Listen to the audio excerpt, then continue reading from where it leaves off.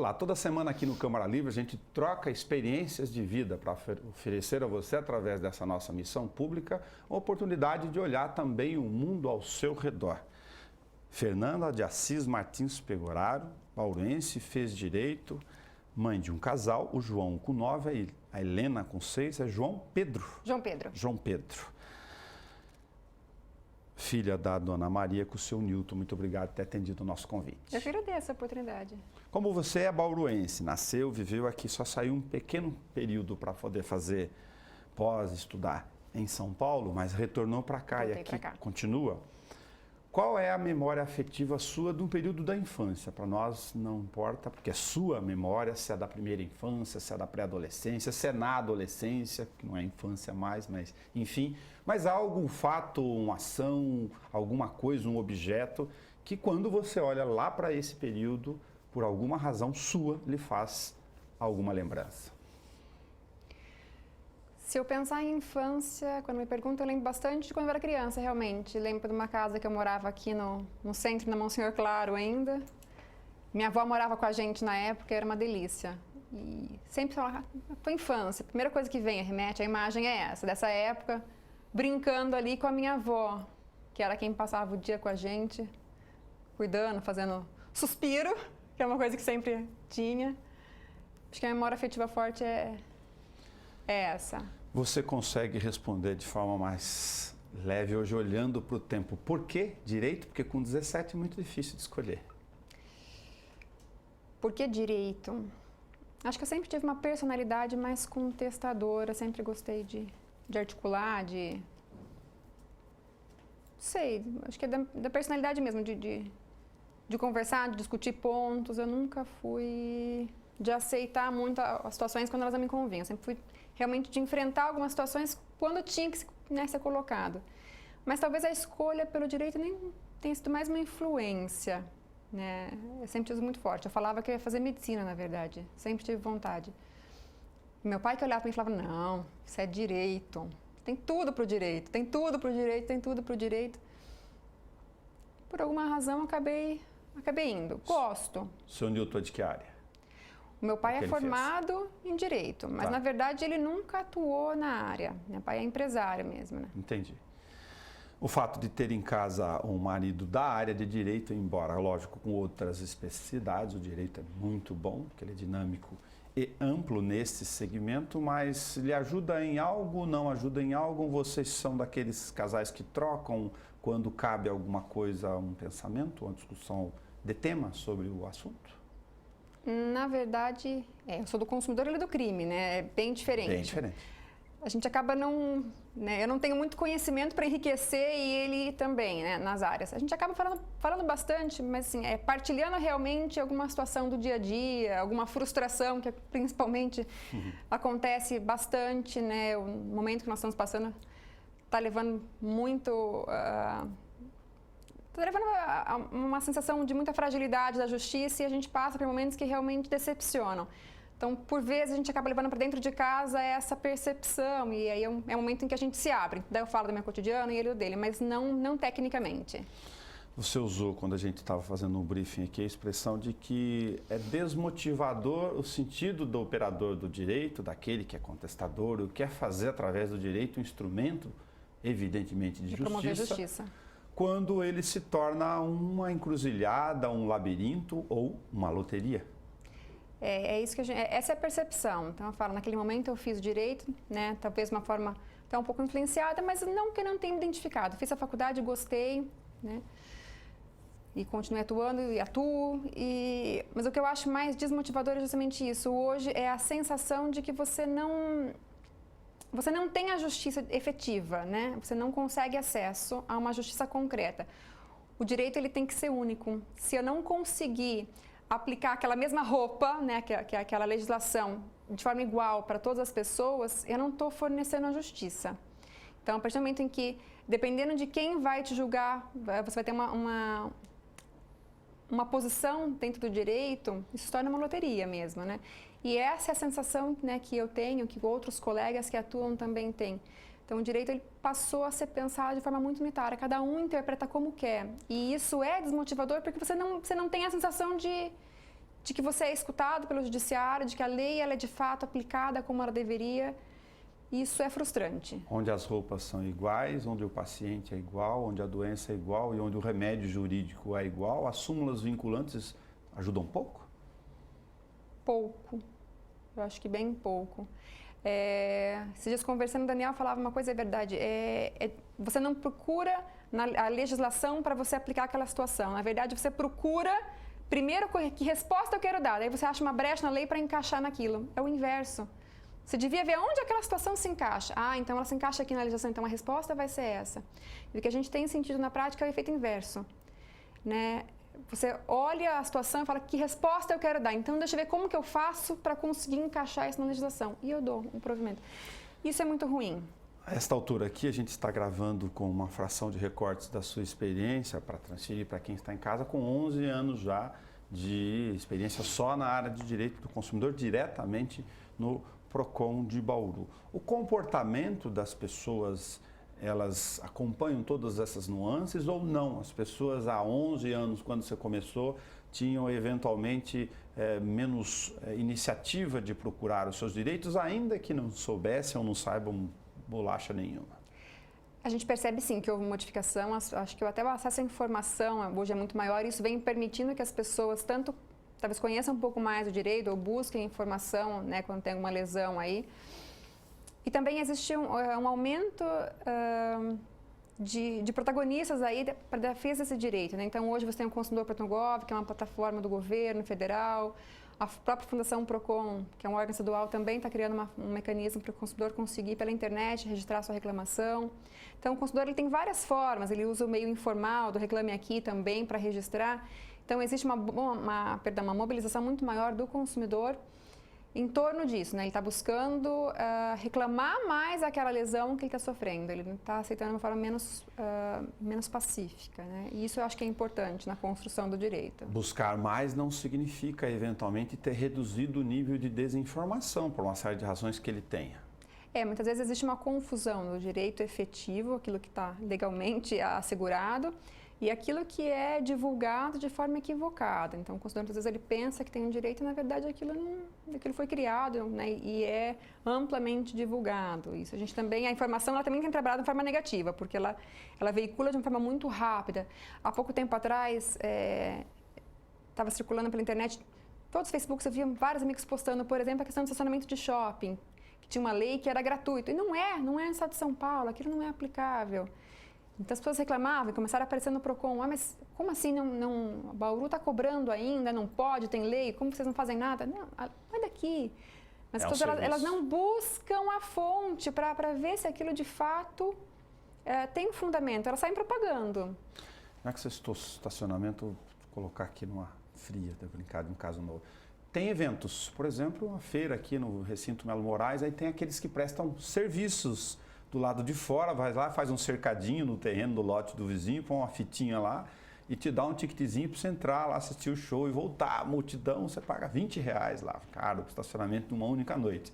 Aí teu carro arriscado porque um cara barbeirou, tomou um gole, enfim, saiu lá. Tem direito sobre isso? Na verdade, nesse caso, você dificilmente vai conseguir identificar quem é esse teu fornecedor de serviço. É informal de tudo. A informalidade é o grande problema. Existe uma confusão aí com as pessoas que elas acham que só pode reclamar se existe relação de consumo em relação à pessoa jurídica. Não, a pessoa física também pode ser fornecedor. Mas nesse caso muito informal, fica difícil você conseguir identificar para reclamar o seu direito. É a mesma coisa quando você faz uma compra nessas barraquinhas que você encontra na calçada. Essa informalidade é que vai dificultar o acesso ao direito, não o fato de quem está ali não ter um CNPJ, né? Não ser uma pessoa jurídica constituída legalmente. Se você come um lanche, então, nessa barraquinha e não cuidou de certificar se ele é um vendedor avulso, móvel, que a gente chama, itinerante, mas que tem lá a MEI dele bonitinha com o cadastro dele, se ele não tiver nada disso, você pegou uma baita de uma gastroenterite, uma desenteria, enfim, ficou uma semana no hospital e volta lá para querer reclamar algum direito? Você pode ter dificuldade. A gente sempre usa como exemplo, quando a gente vai dar uma palestra e querem entender melhor a figura do fornecedor, né? Quem que é o fornecedor? O fornecedor é aquela pessoa que ela oferece um produto ou um serviço com habitualidade e buscando uma remuneração. Okay. Então, a gente usa como exemplo assim, vamos imaginar que você, Nelson, você vai fazer a venda de um carro. Teu carro, pessoal, você não quer mais utilizá-lo, então vou fazer uma venda. Essa venda, ela buscou o lucro? Ela buscou. Você não deu o carro para ninguém. Mas você tem habitualidade naquilo? Não tem. Você fez uma venda ocasional. Então, você não é fornecedor. Nesse caso, se a pessoa tiver algum problema, ela não vai socorrer no Código de Defesa do Consumidor, mas no Código Civil e vai ter que acessar a Justiça nesse sentido. Ela não pode ter o PROCON. Nesse caso que eu dei, ele é permanente? Agora, vamos imaginar que você, Nelson, resolveu que você vai começar agora a vender doce aqui na Câmara. E todo dia você, para complementar a tua renda, você traz um docinho. Você vende bolos, bolo de pote, né? Ok. E trouxe todo dia, você traz e vende. Isso virou um hábito, você faz isso diariamente. E alguém teve um problema com esse teu doce. Você é fornecedor? Você é, porque você está buscando lucro, você faz isso com habitualidade. Então, ainda que você não tenha uma MEI, eu posso ir lá e reclamar. Eu consegui te identificar. Legal. Eu posso ir lá e falar, olha, então o Nelson me vendeu e me deu um problema.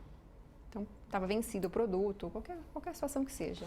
O ideal da pessoa física, nesses casos que eu falei de serviços, é que, lógico, ele tenha lá o registro, o cadastro dele, até porque ele tem benefícios fiscais do ponto de vista da economia. Mas para efeito da relação com o consumidor... Exatamente. Aí basta que eu consiga identificá-lo. Então tem um outro dado aqui que a gente colocou para sugerir para as pessoas entenderem. Comprar de pessoa física, as pessoas acham que não é relação de consumo ou é relação de consumo. Então depende, não é só de pessoa jurídica. Depende.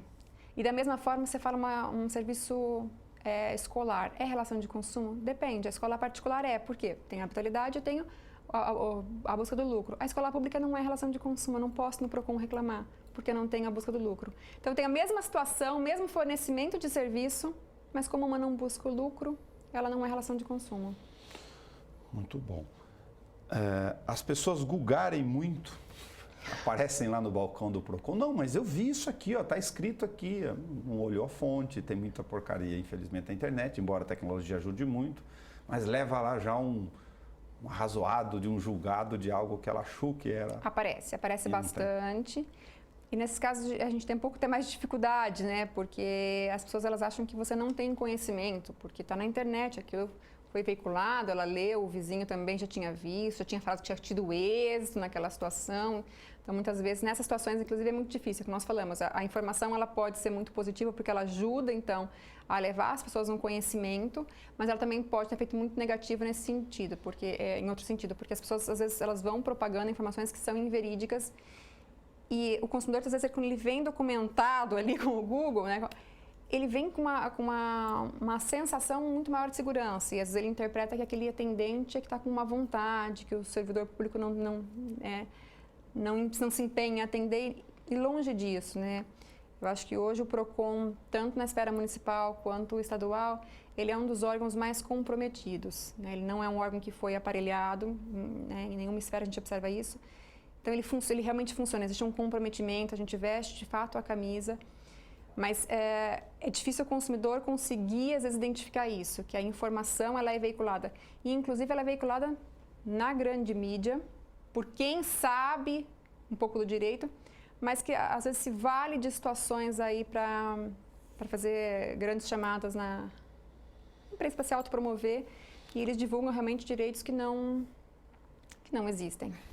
O PROCON vai até onde e por quê nessa relação? Porque está no mundo leigo aqui, ou talvez não tão leigo assim, uma questão, a palavra administrativa, a função administrativa talvez esteja latente.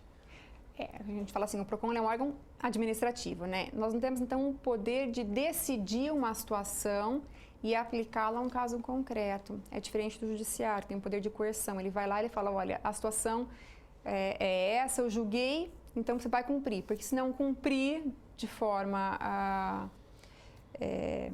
pacífica, então nós vamos, né, implementar meios para isso. Vai ser um cumprimento forçado da minha decisão. O PROCON não consegue fazer isso, então não adianta o consultor ir lá e falar, olha, sofri uma lesão de tal ordem, então eu vou lá, decido e vou forçar o fornecedor a solucionar. O que a gente busca ali dentro é a conciliação e o índice de solução é muito alto, de conciliação é muito alto, mas o que a gente faz, o que nós dispomos ali são instrumentos para, de outra forma, punir aquelas empresas que estão realmente violando os consumidores. Então, através de autuações, que são as aplicações de multa, em alguns casos, a inclusive a suspensão de atividade, né, nos casos mais gravosos. 3 questões interessantes aí. Uma, se a empresa é uma contumaz desrespeitadora das relações de consumo, do direito do consumidor, ela tem um cadastro, ela tem uma ficha lá no PROCON. Perfeito. Se eu quiser saber quem é, eu entro lá e pesquiso e falo, não, pera, essa marca aqui, pelo menos eu já sei se ela está fichada, como a gente brinca aqui no dia a dia. Isso. Hoje o PROCON Municipal de Bauru, ele faz parte do SINDEC. O SINDEC é um sistema do governo federal. A maior parte hoje dos PROCONs também já está aderindo, não todos, mas uma grande parte em todo o país. Então você consegue entrar e já ver assim, atualizado realmente quais são as empresas que estão sendo demandadas mês a mês, qual que é o número de reclamações, qual que é o número de solução que ela traz para esses casos que são reclamados. Então você consegue acompanhar como ela está indo, mas de qualquer forma também anualmente o Código de Defesa do Consumidor ele obriga que cada órgão, então cada PROCON divulgue quais são as empresas mais reclamadas por segmento. Eu me recordo quando eu peguei a lei da chamada dos call centers, né? De que eu ficava no começo falando, não, mas isso me dá uma energia gigantesca. Aí quando tinha uma reclamação, normalmente da TV a cabo, ou infelizmente, ou da telefonia, das duas coisas, internet para incluir esse tripé no meio, eu ligava, aí entra naquela chamada, então no Disque 1, vai não sei o que, entra a musiquinha e passa, porque os atendentes estão ocupados, é uma central só no Brasil todo, eventualmente com atenção de despesa, aí lá depois de 15 minutos, e no meio caía a ligação. Eu achava isso uma frustração gigantesca, me sentia como um trouxa. Eu falava, pô, mas eles não podem fazer isso comigo. Diz lá que tem um tempo. Mais do que a dúvida em si, eu já me sentia completamente frustrado. Isso se reclama muito ainda? Eu não posso dizer que isso não exista esse tipo de situação, mas é curioso porque isso não é o foco da reclamação. O consumidor ele pode chegar até o PROCON reclamar de tudo, mas se isso está acontecendo na prática, ele não está reportando ao órgão. A gente não tem esse tipo de registro. O brasileiro é bonzinho, né? Ele vai deixar. Eu acho que ele é passivo, ele é um pouco passivo. Deixa rodar. Se a empresa não comparece, ou primeiro, não fez a reclamação, o PROCON registrou, notificou a empresa e ela não deu pelota, como se diz na linguagem popular. Esse estágio ela pode não querer falar nada, tá? Mas se marcou a audiência e ela não compareceu, tem algum tipo de sanção? A empresa ela pode ser multada se ela não comparecer. Então, no primeiro momento, quando o consumidor comparece, nós mandamos uma carta de investigação preliminar, que é uma oportunidade dela se defender e demonstrar que o consumidor não tem o direito que ele alegava ter, né? Porque até então nós temos só uma versão da história. Se ela não faz isso, não há nenhum prejuízo. O que vai acontecer é que nós vamos marcar a audiência de conciliação. Nessa audiência, se o fornecedor não comparece, aí sim ele está sujeito à aplicação de multa. Eu comprei um seguro de casa. E junto o cara vendeu um outro seguro que é para serviços. No primeiro eu tenho uma dor de cabeça pra caramba, eu contratei com um banco. Aí no segundo ano eu aprendi a lição. Aí eu fui identificar e pedir para ele, porque eu queria o outro serviço ao invés de contratar o encanador. Eu tomei essa posição, enfim, por escolha própria. Mas eu aprendi uma grande coisa, eu vou colocar aqui a minha própria experiência. Vamos lá. Teve um cano que vazou no canto do corredor. Só que eu não observei no contrato, agora aprendi, já mudei, que o conserto daquilo envolvia o cano aparente. Só que quase 100% dos canos são instalados de forma não aparente. E aí eu questionei esse ponto. Falei, como assim? Eles não estouram o pedaço do piso, ainda que seja pequenininho, para consertar. Então eu tive que ir lá, com cuidado, né? Fui lá, porque sabia eventualmente esse serviço, estourar, deixar o cano aparente lá. Aí eu chamei ele, tirei foto e falei, agora está aparente, você vai lá e conserta. Eu achei tão peculiar, específico o detalhe, mas eu não conseguiria ter a cobertura se eu insistisse só com o que estava lá. A não ser que eu esperasse aquele vazamento estourar tudo e o cano ficasse aparente. É a mesma coisa que a gente tem ali dos casos de seguro. Estou falando de não ler e não saber exatamente o que se contrata. E isso acontece, na verdade, às vezes você não lê, às vezes você não compreende o que você lê. Isso acontece com uma frequência muito grande no caso de seguro de celular. Os consumidores vão lá frustrados porque eles têm a cobertura negada. O celular foi furtado. Daí eles falam, mas está aqui, olha, no meu contrato, seguro contra furtos. Então, ela furto qualificado. Então, não é que ele está com a minha bolsinha, ele sumiu o celular. Tem que ser o furto qualificado. E aí é uma situação justamente colocada que é para você restringir muito as hipóteses de cobertura. Mas e induz o consumidor em erro. E o consumidor não compreende isso, porque ele só coloca isso, ele não coloca nem, mas furto qualificado eles não colocam. E o consumidor não consegue identificar. Você pergunta para mim agora, Fernanda, mas o que é o furto qualificado? Eu falo, Nelson, não lembro dessa aula de direito penal. Cheguei a tal ponto do detalhismo, mas eu cheguei por minha chatice que no segundo contrato eu fiz trocar um adendo, né, por e-mail para inserir lá que nos casos de vazamento o conserto tem cobertura para, incluindo a destruição ali, né, a abertura da área de alvenaria, a palavra específica, em até 30 centímetros. E você conseguiu? Então você conseguiu uma... Porque todos os canos não são aparentes. Perfeito, você foi um privilegiado. Só para registrar que aconteceu de novo, infelizmente no outro Verdade? corredor. E aí eu tinha escrito, levei o conserto. Então valeu. Tem uma série de direitos que as pessoas acham que existem no dia a dia e, na verdade, elas não têm. Mas por alguma razão, porque elas foram muito na internet, ouviram o vizinho, o amigo falar, elas acham, não, isso é batata. A gente falou da pessoa física, que é um dos casos. A troca de produtos com defeito é um? É o outro.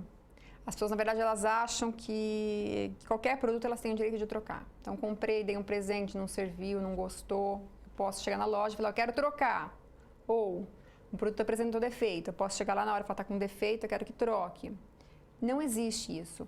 A legislação, no artigo 18 do CDC, ele diz o quê? Que o produto com vício, ele deve ser submetido a reparo num prazo de 30 dias. Então, falando na questão de produto com vício, 30 dias para reparo. Depois desse período, é que abre-se ao consumidor a possibilidade de, a sua escolha, né, não é do fornecedor, é do próprio consumidor, de abatimento proporcional do preço, restituição do valor pago ou a substituição do produto. E aí pega o furto qualificado do celular para falar, e o que é vício? Vamos lá. Vício é o que a gente popularmente chama de defeito. Ok. Defeito é aquilo que traz um dano para a saúde. O vício é o que a gente chama de defeito, é aquele probleminha no teu aparelho, na tua roupa, não está funcionando teu artigo. Por um dispositivo ou alguma coisa. Perfeito. E nos casos em que não tem nada, eu quero simplesmente trocar, eu sou obrigado? Não, a loja não é obrigada. Isso daí é uma política da loja, geralmente para agradar o consumidor. O fato é que a partir do momento em que ela se compromete a fazer, aí sim, toda oferta vincula o fornecedor. Então tem um outro artigo que vai dizer isso. Aí naquele compromisso ela fica obrigada. Mas então ela pode impor inclusive as condições que ela quer. Olha, eu troco aos sábados, eu troco só por 2 dias, a condição que ela quiser. Por quê? Porque realmente é uma opção dela, ela não está legalmente obrigada àquilo. E como é que fica o direito do arrependimento, então? Comprei, mas não gostei, eu não quero mais. As pessoas também acham que elas têm 7 dias para se arrepender de tudo. Na verdade, não é. O artigo 49, ele diz que a gente tem direito de se arrepender de compras feitas fora do estabelecimento comercial. Então, quando a compra é feita pela internet, ou por telefone, por catálogo, aí sim, nesse caso, você não teve contato com o produto. Então, você pode desistir da compra a partir de 7 dias do recebimento. Nesse caso, também há o direito do consumidor ao ressarcimento integral, inclusive com o frete, tudo. Não há nenhum prejuízo financeiro. Pegar um parêntese fora aqui, tem muita reclamação ou tem ainda algum conteúdo de reclamação relacionados a casos de companhias aéreas, porque o voo não teve, foi cancelado. Eu vi uma entrevista domingo com o cara que é o manager, o CEO da Gol, e ele colocou uma questão lá, é bom o direito, né? Porque você está olhando daqui para lá, mas depois eu falo, bom, agora se coloca no lugar do cara e vê as intempéries de lá para cá.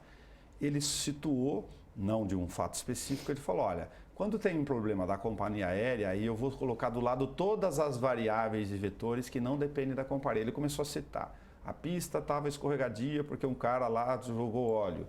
A ANAC não mandou instrutores, não tinha gente, o radar estava funcionando bem. Isso exagerou. O tempo ficou muito ruim, ele não controla São Pedro, aí, enfim. Ele começou a colocar 7, 8, 9 itens e a jornalista parou. Ele, não, já entendi. Não é tão simples assim, na visão dele, de empresa, embora, lógico, ele tenha feito o discurso de que ele quer sempre tentar oferecer o serviço para não frustrar o consumidor, que é o cliente dele. Nelson, de companhia aérea, o que eu posso dizer para você é que do ano passado para cá, eu estou com 3 ações judiciais pessoais contra a companhia aérea. Opa! Então, assim, Por quê? Por frustração de consumo, por não ter feito... Por violações de consumo. Né? São 3 situações aí diferentes.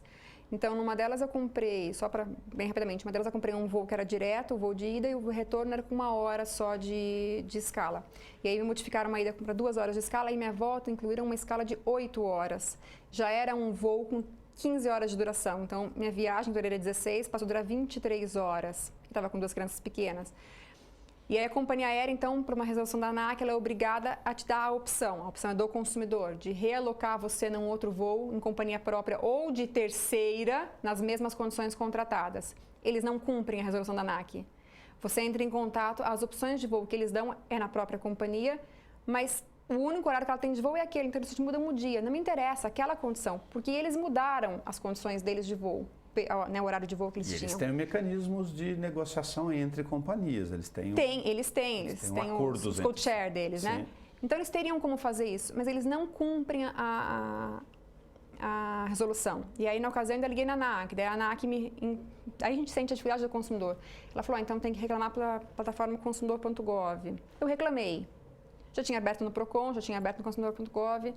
Não houve êxito nenhum nem outro. Aí liguei de novo na ANAC. Falei, e aí? Mas e administrativamente? O que vocês vão fazer a respeito do descumprimento?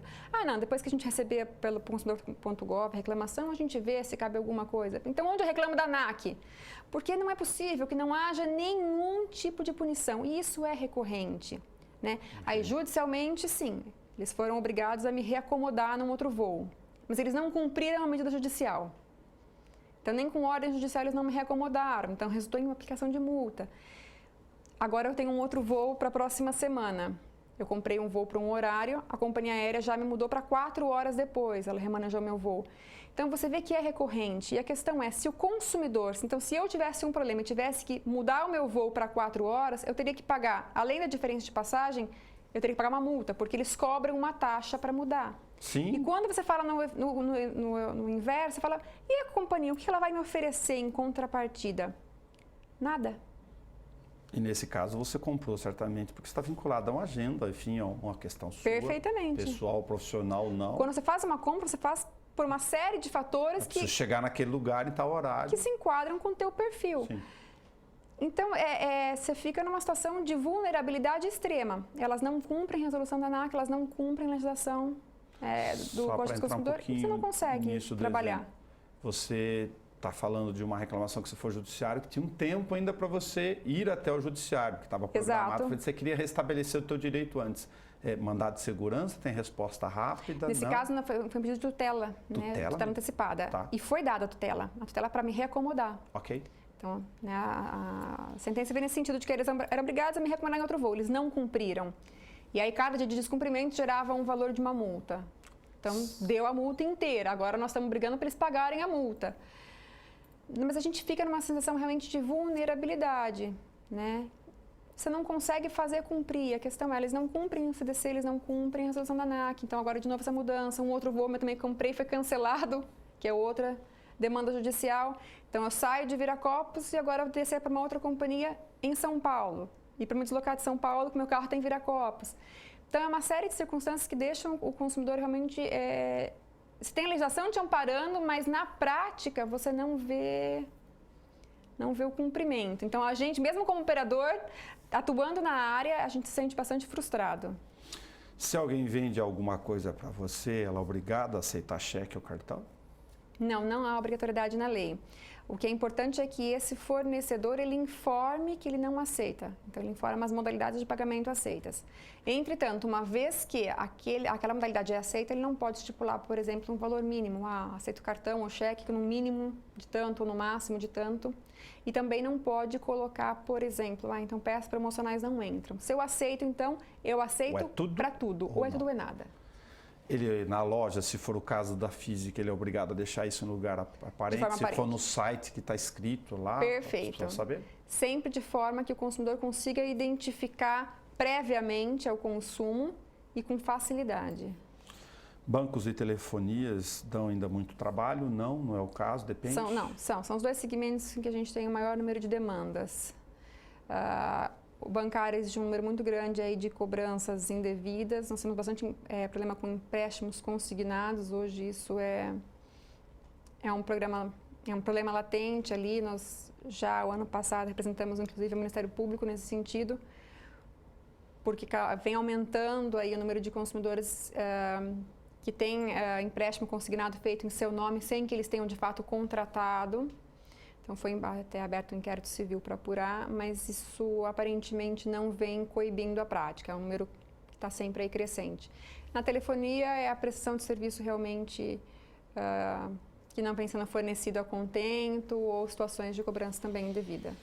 Ainda continuo incomodado como consumidor leigo com a relação de chamada venda casada ou a venda casada avessa, que é uma expressão que me veio à cabeça agora aqui. Você quer comprar um pacote de internet, mas o cara põe lá o combo. Ele fala, não, mas o combo é melhor. E realmente, se você olhar, você quer só internet.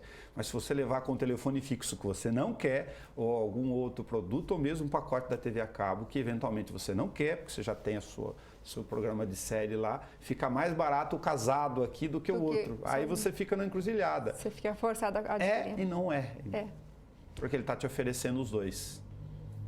Mas esse aqui sozinho não compensa o valor. É isso que você falou, é uma forma, né? Mas a gente não tem como configurar, porque você tem a opção. A venda casada é quando existe uma condicionante. Você só compra esse se ele levar aquele. Nesse caso, não existe a condicionante. Eu estou te dando a opção, você pode sozinho. Sim. Só que o preço não é vantajoso. Né? Então você acaba adquirindo aí os dois. Fernanda de Assis Martins Pegoraro, obrigado por fazer recortes com a gente aqui. Se você tiver ou tenha lembrado de alguma questão que você acha interessante que a gente falou, ou qualquer coisa que você queira dizer, por favor, fique à vontade. Nelson, na verdade, sempre que a gente está numa situação dessa, parece que dá um branco, a gente acaba não lembrando muita coisa. Mas eu agradeço só a oportunidade de estar aqui, a gente sempre está levando a informação, é bastante importante e interessante para o órgão. A Helena com 6, o João com 9, agora a área de mais interatividade, eu lembro da Carol quando falei aqui fora do ar, quando foi nesse mesmo período. É uma idade muito gostosa, eles são muito participativos, né? Eles são crianças bem entrosadas, eles acompanham o ritmo da gente de uma forma muito, muito interessante. Então é uma fase bem prazerosa. Um abraço no Daniel, na Dona Maria e no seu Nilton. Muito obrigada. Câmara Livre de hoje conversou com Fernanda de Assis Martins Pegoraro. As relações de consumo dependem do seu comportamento, da sua cultura. Leia, se informe. E se não souber, compareça ao PROCON. Exerça seu direito. Até o nosso próximo encontro.